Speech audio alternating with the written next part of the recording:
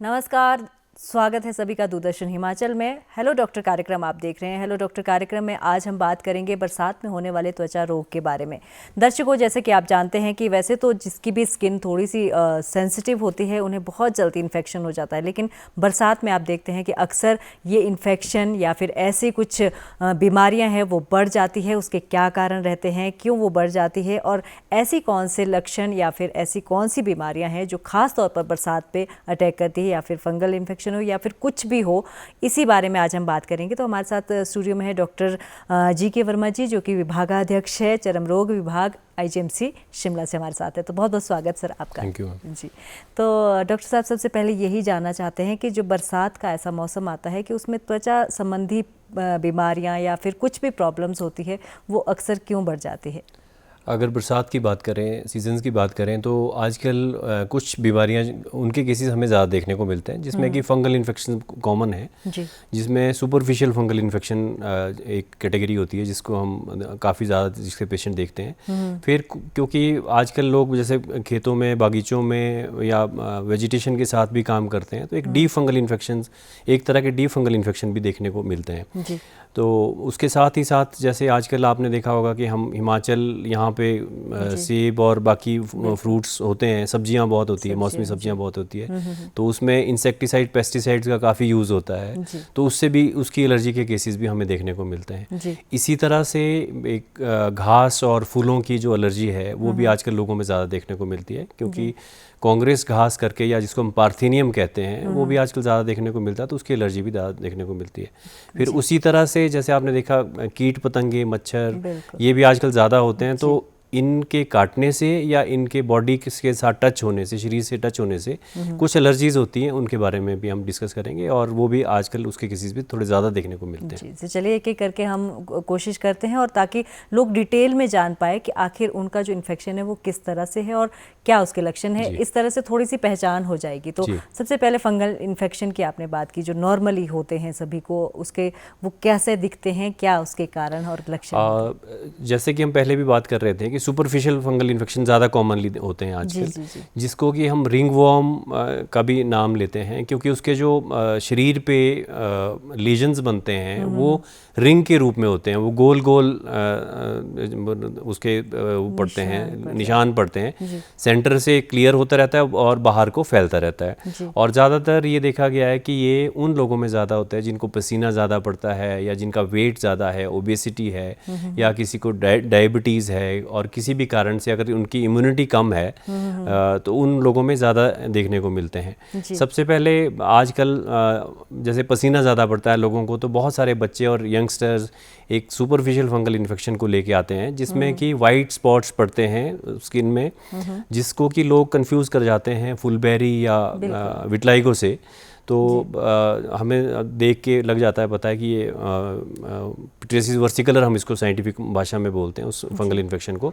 तो उसको वैसे तो क्लिनिकल डायग्नोसिस बन जाता है, पर अगर उसका हम एक एग्जामिनेशन कराएं लैब में, KOH माउंट हम उसको बोलते हैं, तो उसमें फंगल एलिमेंट दिख जाते हैं और उसको हम एंटी फंगल दे के ट्रीट कर देते हैं, और पेशेंट को समझाते हैं कि ये फंगल इन्फेक्शन जो हम एंटी फंगल आपको देंगे उससे बिल्कुल ठीक हो जाएगा, पर उसका जो कलर है उसको आने में थोड़ा टाइम लगता है। तो कई लोग बड़े कंसर्न होते हैं कि इसका कलर ठीक नहीं हो रहा, इतना टाइम हो गया, फंगस अभी तक ठीक नहीं हुआ क्या।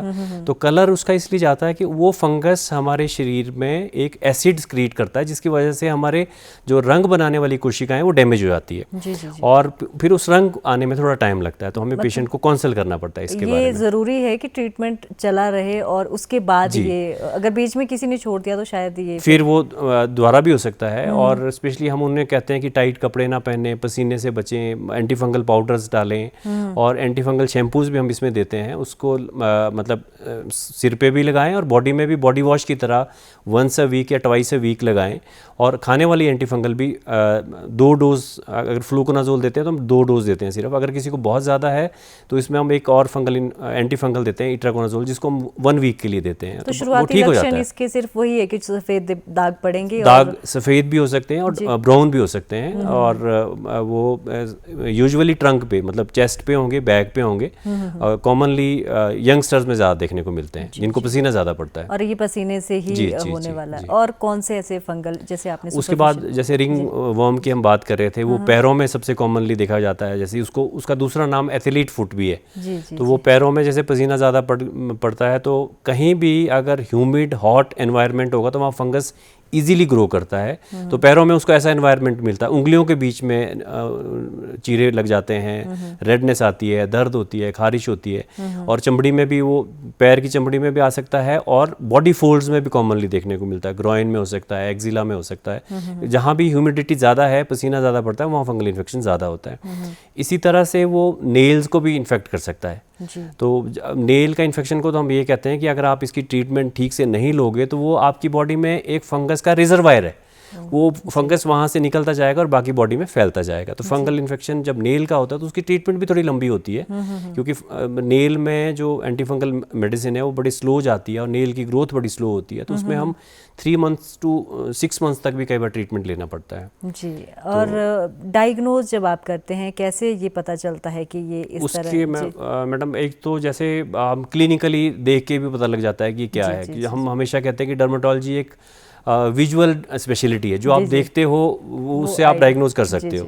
पर फिर भी कंफर्मेशन के लिए हमारे पास लैब टेस्ट होते हैं, उसमें हम KOH एक लिक्विड होता है, उसके माउंट स्लाइड्स बनाते हैं, उसमें फंगस दिख जाता है। फिर अगर हमने डीप फंगल इन्फेक्शन भी हिमाचल में होते हैं, अगर उनको डायग्नोज करना है तो उसके लिए फंगल कल्चर भेजते हैं। ऑल्दो सुपरफिशियल फंगल इन्फेक्शन में भी कल्चर किया जा सकता है, पर डीप फंगल के लिए भी हम कल्चर करते हैं। अगर कल्चर में लैब में वो फंगस उग जाए तो हमें कंफर्म हो जाता है कि कौन सा फंगल इन्फेक्शन है, तो उसको अकॉर्डिंगली ट्रीट किया जाता है, और उसमें एंटी फंगल लंबे टाइम के लिए देनी होती है। तो जैसे आपने कहा कि हिमाचल में ये डीप फंगल जो इन्फेक्शन है वो ज़्यादा हो रहा है, तो इसी के लक्षण की सबसे पहले जानते हैं कि कौन से ऐसे लक्षण है, क्योंकि आपके पास पेशेंट ज़्यादा आते होंगे तो आपको आइडिया है कि कैसे शुरुआती लक्षण, अगर शुरुआती में ही कोई आपके पास आ गए हैं। देखिए, कभी भी अगर कोई फोड़ा फिंसी बॉडी में कहीं पे भी हो, स्पेशली एक्सपोज पार्ट्स पे, हाथ में है, बाजू में है, फेस पे है, जहाँ हमें चोट लगने के ज़्यादा चांसेस हैं, और वो फोड़ा फिंसी एंटीबायोटिक्स के बहुत सारे कोर्सेज ले लिए पेशेंट ने, महीना हो गया, 2 महीने हो गए और ठीक नहीं हो रहा, तो हमें एकदम उसको क्लू मिल जाता है कि ये फंगल इन्फेक्शन तो नहीं है। तो ऐसे पेशेंट्स जिनके लंबे टाइम से निशान जो कि फोड़े की तरह होते हैं वो दिख रहे हैं बॉडी पे, और इसको हम इनोकुलेशन इन्फेक्शन भी बोलते हैं, क्योंकि इसमें चोट लगने से होता है। जैसे अगर हम 2-3 तरह के होते हैं बेसिकली। एक स्पोरोट्राइकोसिस बहुत कॉमन है हिमाचल में, क्रोमोब्लास्टोमाइकोसिस होता है, जिसमें कि जैसे वेरुकस सी ग्रोथ होती है, बहुत उभरी सी, जैसे कॉलीफ्लावर की तरह ग्रोथ होती है, उसको क्रोमोब्लास्टोमाइकोसिस कहते हैं, वो भी चोट लगने से होता है। इसी तरह से एक फियोहाइफोमाइकोसिस होता है, तो ये डीप फंगल इन्फेक्शन है। अगर हम स्पोरो की बात करें, जो कि बहुत ही कॉमन है हिमाचल में, इसको रोज गार्डनर्स डिजीज भी बोलते हैं। इसमें ये देखा गया है कि अगर कांटे लगे आपको कहीं पे, और कांटे में अगर वो फंगस है, क्योंकि ये फंगस जितने भी होते हैं एनवायरनमेंट में होते हैं, तो वो कांटे से वो चमड़ी के अंदर चला जाएगा, और जहाँ वो गया वहाँ पहले फोड़ा बनेगा, उसके बाद वो लिम्फेटिक्स के थ्रू पूरी बाजू में जा सकता है, पूरी टांग में जा सकता है। तो बहुत सारे केसेस इस तरह के हमें देखने को मिलते हैं, और कई लोगों में उसकी जो प्रेजेंटेशन है वो इतने बड़े बड़े निशान पड़ जाते हैं कि उसको हम कंफ्यूज कर जाते हैं कई बार कि एक चमड़ी का टीवी तो नहीं है। तो उसको भी हम कल्चर से डिफरेंशिएट कर पाते हैं। और कुछ बड़े इंटरेस्टिंग केसेस शायद आप उसमें भी देख रहे होंगे जो प्रेजेंटेशन चल रही है, कि एक पेशेंट हमारी ऐसी थी जिसको चमड़ी की टीवी भी थी और स्पोरोट्राइकोसिस भी था। तो पहले जब उसका टीवी निकला तो हमने उनको एंटी ट्यूबरकुलर थेरेपी दी 6 months। सारे निशान ठीक हो गए, एक निशान ठीक नहीं हुआ। वो लेडी अभी भी मुझे याद है, सोलन के थे वो।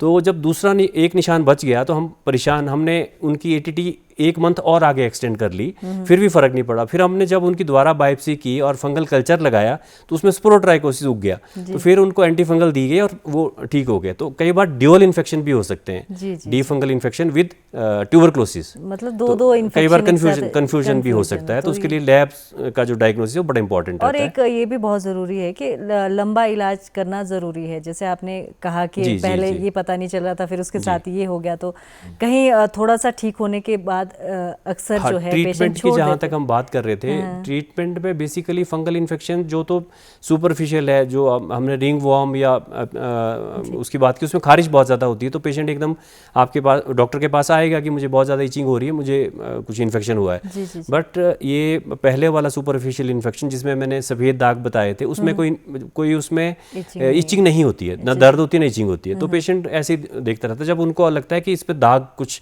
अजीब से पड़ रहे, तब वो ट्रीटमेंट के लिए आता है। इसी तरह से क्योंकि उस पर जो डी फंगल इन्फेक्शन है वो पेनलेस होते हैं, पेनलेस है, तो दर्द नहीं है, तो पेशेंट उसको अवॉइड करता है हॉस्पिटल जाना। और एक कठिनाई इसमें ये आती है, आजकल हम जितने भी फंगल इन्फेक्शन देखते हैं उनमें ड्रग रेजिस्टेंस बहुत कॉमन हो रही है, क्योंकि बहुत सारी तरह की दवाइयाँ मार्केट में आती है, कुछ अच्छी क्वालिटी की होती है, कुछ ठीक नहीं होती, तो रेजिस्टेंस बढ़ती है। और एक और कारण है कि आपने देखा होगा, किसी को कोई इन्फेक्शन हुआ, वो सबसे पहला उसका जो डॉक्टर होता है, so called doctor, he is a chemist, बिल्कुल, या कोई सहेली है या कोई फैमिली मेम्बर है, वो कोई एक कॉकटेल सी क्रीम दे देगा लगाने को। उससे क्या होता है कि टेम्परेरीली रेडनेस और इचिंग इंप्रूव हो जाती है, जबकि फंगस स्किन के नीचे ग्रो करता रहता है, तो वो नहीं करना चाहिए। और जब भी हम फंगल इन्फेक्शन के लिए खाने वाली एंटी फंगल्स देते हैं, वो लंबे टाइम तक खानी होती है जी। जैसे मैं पहले भी आपसे डिस्कस कर रहा था, इसमें एक रूल ऑफ 2 होता है। एक तो दवाइयाँ हमें तब बंद करनी है जब हमें लगे कि हमारा फंगल इन्फेक्शन बिल्कुल ठीक हो गया है, उसके भी 2 हफ्ते बाद तक एंटी फंगल कंटिन्यू रखनी है। और साथ ही साथ अगर रिंग वॉर्म है तो उसमें जो लगाने वाली दवाई है वो जहाँ निशान है, निशान से 2 सेंटीमीटर बाहर तक लगानी है, ताकि वो जो सब क्लिनिकल इन्फेक्शन है वो भी ट्रीट हो जाए जी। ये इसलिए भी ज़रूरी है कि अगर आप ये बताएं लोगों को कि अगर आप अवॉइड करेंगे तो बढ़कर कितने प्रॉब्लम क्रिएट कर सकते हैं, तो वो ज़रूर बताएं। एक डी फंगल इन्फेक्शन होता है फियोहाइपोमाइकोसिस। हमारे कुछ पेशेंट्स थे, उसमें भी एक मुझे याद है, एक लेप्रेसी की पेशेंट थी हमारी, उनको कि इम्यूनिटी बड़ी डाउन थी, तो उनको वो डी फंगल इन्फेक्शन हो गया था और वो ब्लड में चला गया था। उनका हार्ट में प्रॉब्लम आ गई थी, उनके हार्ट वेल्व्स में वो फंगस ग्रो कर गया था और पूरे ब्लड के थ्रू पूरी बॉडी में भी निशान थे उनके। तो और उसके लिए जो फंगल इन्फेक्शन की रूटीन दवाई है वो काम नहीं करती है, तो उनके लिए एक बहुत वेरिकोनाजोल करके एक दवाई होती है, बहुत महंगी है वो दवाई, वो अफोर्ड नहीं कर सकते थे, तो और उनकी बेचारे वो फिर चले गए और कुछ दिनों बाद उनकी डेथ हो गई। तो sometime these D fungal infection they can be lethal. Superficial infection तो उसकी प्रॉब्लम ही रहती है, क्रॉनिक चलते हैं, लंबे चलते हैं, पेशेंट दुखी हो जाता है, मैं ठीक नहीं हो रहा, पर उसमें ये रहता है कि पेशेंट अगर कॉन्टिन्यूसली लगातार ट्रीटमेंट ले, अगर उसको फर्क पड़ रहा है तो दैट मीन्स फंगस रिस्पॉन्ड कर रहा है, तो एडिक्वेट ट्रीटमेंट ले। जब तक उनका डर्मेटोलॉजिस्ट ट्रीटमेंट को बंद करने के लिए नहीं बोले तब तक बंद ना करें, और उसके बाद प्रिकॉशंस भी ले, जैसे कि गीला ना रहे शरीर, पसीना अगर ज़्यादा पड़ रहा है तो एंटीफंगल पाउडर्स का यूज़ किया जाए। अगर आप बारिश में बरसात में भीग गए हो तो अपने शरीर को ड्राई करे, और नहाने के बाद भी टॉवल से अच्छी तरह से ड्राई करे। पैर के अगर फंगल इन्फेक्शन है तो पैर की उंगलियों के बीच जो है छोटे टॉवल से अच्छी तरह से क्लीन करे। तो ये प्रिकॉशंस भी ज़रूरी रहती है। बिल्कुल, ये बहुत ज़रूरी होता है, क्योंकि लोग अवॉइड, जैसा आपने कहा कि अगर पेन लेस है तो अवॉइड ज़रूर करते हैं। एक बच्चों में कॉमन है वो फंगल इन्फेक्शन, बालों का झड़ना, या फिर बच्चों में कहे या फिर यंगस्टर है उनमें भी ज़्यादातर है। तो इसमें जो एज, वैसे तो फंगल इन्फेक्शन किसी को भी हो सकता है, पर आपने सही कहा कि बालों वाला जो है बच्चों को कॉमनली होता है। उसमें बाल झड़ जाते हैं। वो 2 तरह के फंगल इन्फेक्शन होते हैं बालों में।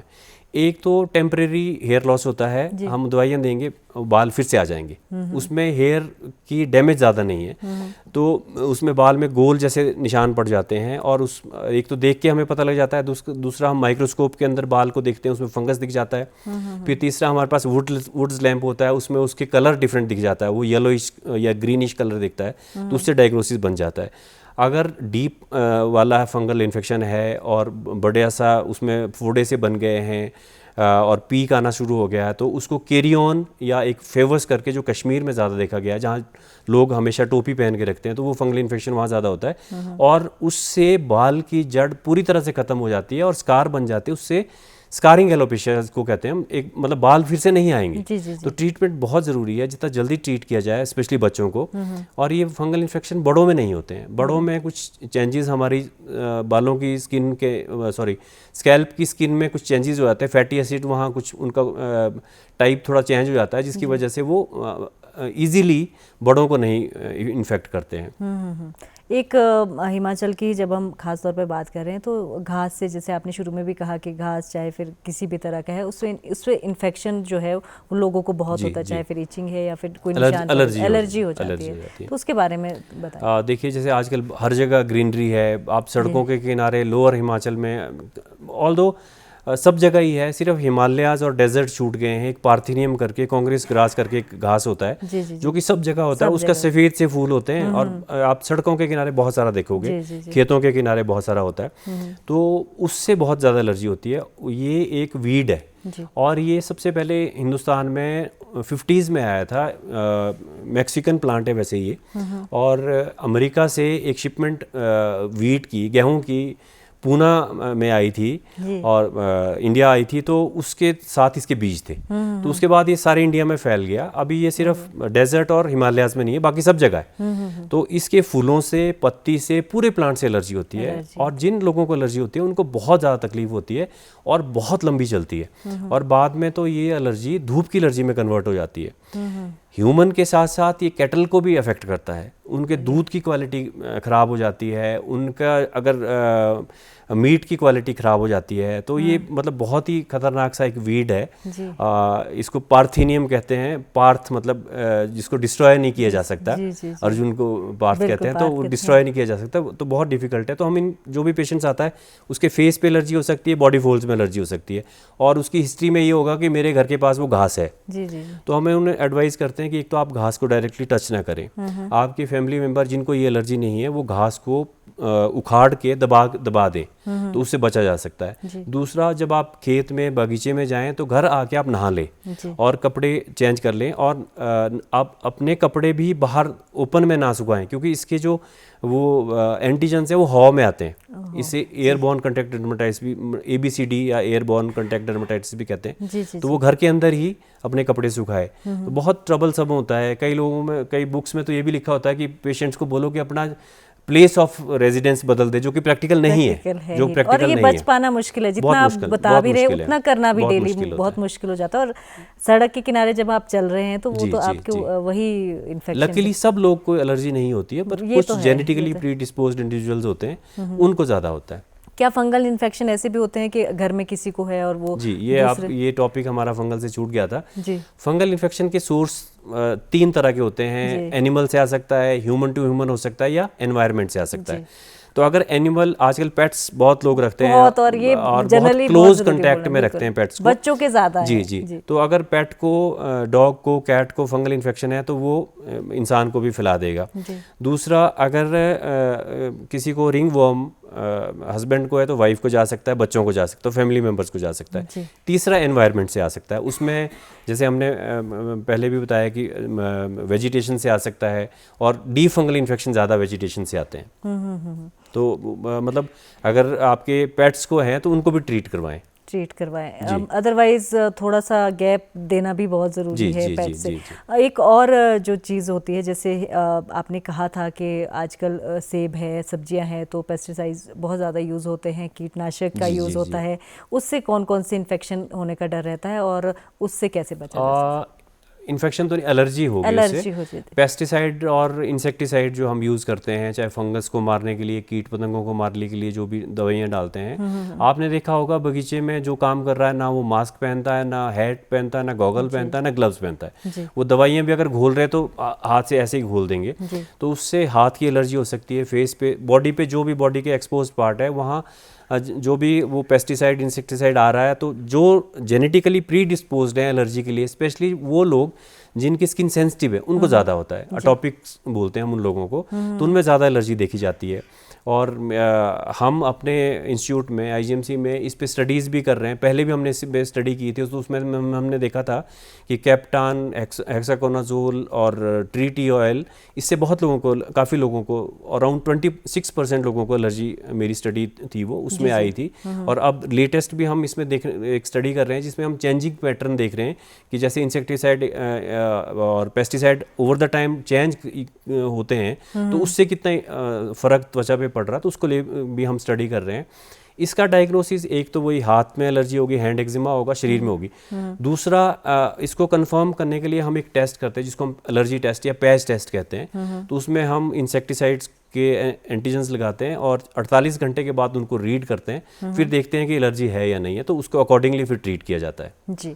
और एक और प्रॉब्लम्स रहती है जैसे कीट पतंगे या फिर मच्छर है, वो बहुत ज़्यादा बरसात में ज़्यादा होते हैं और एलर्जी भी उससे और ज़्यादा हो जाती है, क्योंकि मच्छर के काटने से अलग और जो कीट पतंगे होते हैं वो उससे अलग तरह की, तो उसको थोड़ा सा डिफाइन। अगर हम कीट पतंगे की बात करें तो एक ओवरनाइट कई बार हमारे पास पेशेंट आते हैं कि शाम को ठीक से सोए थे और सुबह को देखा तो चमड़ी जल गई है जी। और उसमें एक छोटा सा इंसेक्ट होता है, वो काटता नहीं है जी। अगर हम उसको गलती से क्रश कर दें अपनी बॉडी पे या ऐसे झाड़ दें तो उसकी बॉडी से कुछ फ्लूइड्स निकलते हैं जो कि हमारी स्किन को जला देते हैं, उसको हम पीडर्स डर्मेटाइटिस बोलते हैं। तो वो ओवरनाइट जैसे कहीं कोई फंक्शन है, रात को वहाँ पे लाइट्स हैं तो बहुत सारे कीट पतंगे लाइट को देख के आते हैं, तो वहाँ से वो पेशेंट्स को हो जाता है। तो उसमें हम लगाने वाले स्टेरॉइड्स या 1-2 दिन के लिए खाने वाले स्टेरॉइड भी दे सकते हैं अगर किसी को ज़्यादा है। तो एक तो ये पीडर्स डर्मेटाइटिस है। दूसरा, जैसे आपने मच्छर की बात की तो इसमें बड़ी इंटरेस्टिंग सी एक बात मैं आपको कहूँगा। कुछ लोग कहते हैं कि मेरा खून मीठा तो नहीं है, मुझे ज़्यादा मच्छर क्यों काटते हैं। ये जनरल रहता है। साइंटिफिकली ये कहीं हद तक सच भी है जी।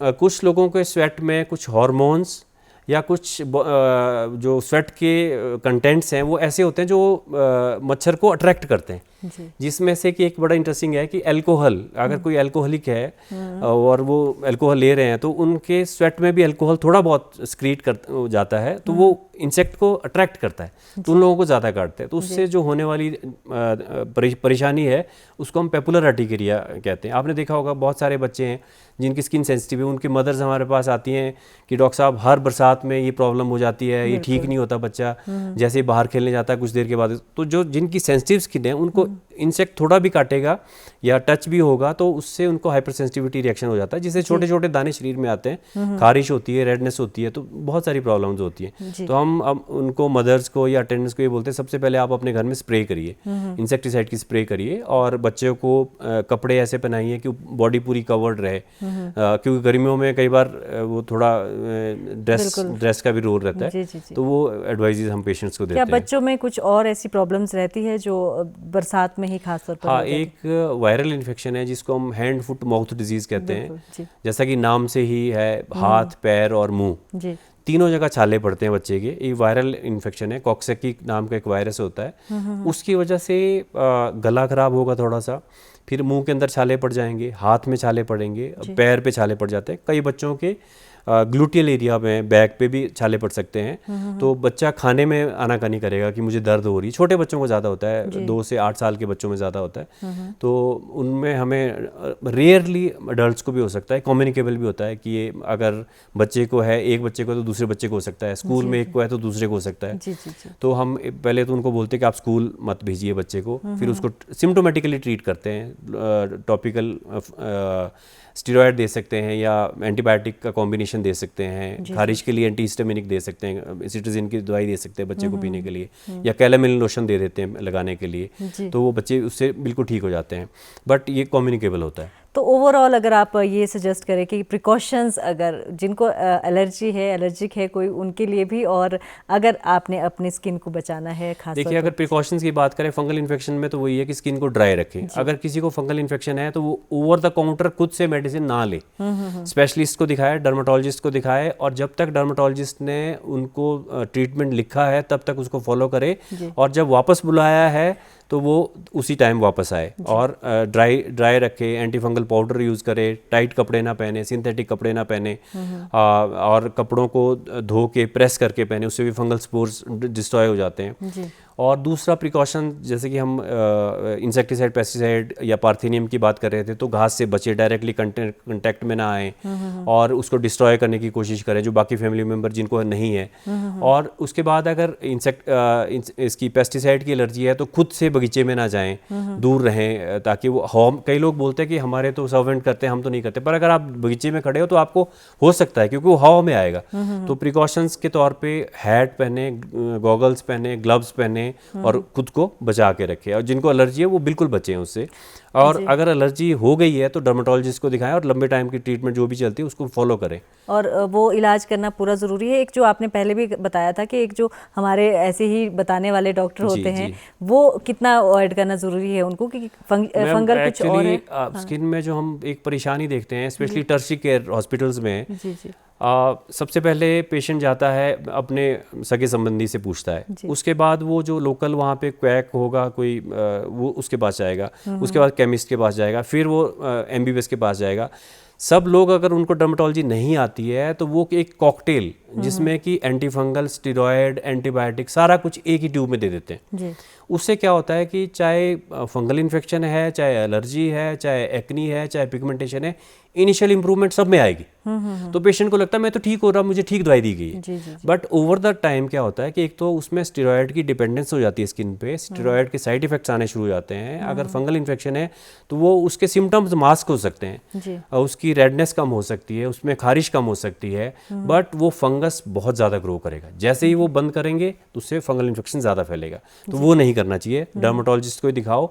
और जब फॉलोअप के लिए बुलाया है तो कई बार लोग आते हैं 6 महीने के बाद आएंगे, डॉक्टर साहब आपने पता नहीं क्या दवाई लिखी, मैं तो ठीक ही नहीं हुआ, जबकि हमें उनको 4 वीक्स के बाद बुलाते हैं। तो हमें शौक नहीं है पेशेंट को बार बार बुलाने के लिए, हम देखना चाहते हैं कि हमने जो दवाइयाँ लिखी है वो असर कर रही है, कहीं रेजिस्टेंस तो नहीं है, इसलिए जल्दी बुलाते हैं। ये इंप्रूवमेंट कितनी आ रही है, और पेशेंट को अगर फ्रीक्वेंट विजिट्स रहेंगे तो पेशेंट एजुकेशन भी इंप्रूव होती है। बिल्कुल। तो over the counter self medication, steroid वाली मेडिकेशन ना यूज़ करें। जहाँ इंडिकेशंस हैं, अगर आप डर्मेटोलॉजिस्ट जो भी आपको दवाइयाँ देता है वो जितने टाइम के लिए दी है, जैसे बताई गई है यूज़ करने के लिए वैसे ही यूज़ करें, तो definitely improvement, definitely it is there. Overall के स्किन में कोई भी दाग, परेशानी या कुछ भी हो रहा है तो डॉक्टर से ज़रूर दिखाएं और अवॉइड ना करें। जब तक वो ठीक नहीं होती है तब तक ट्रीटमेंट भी जारी रखें। तो डॉक्टर साहब, आप स्टूडियो में आए, इतनी अच्छी जानकारी दी, उसके लिए बहुत बहुत धन्यवाद।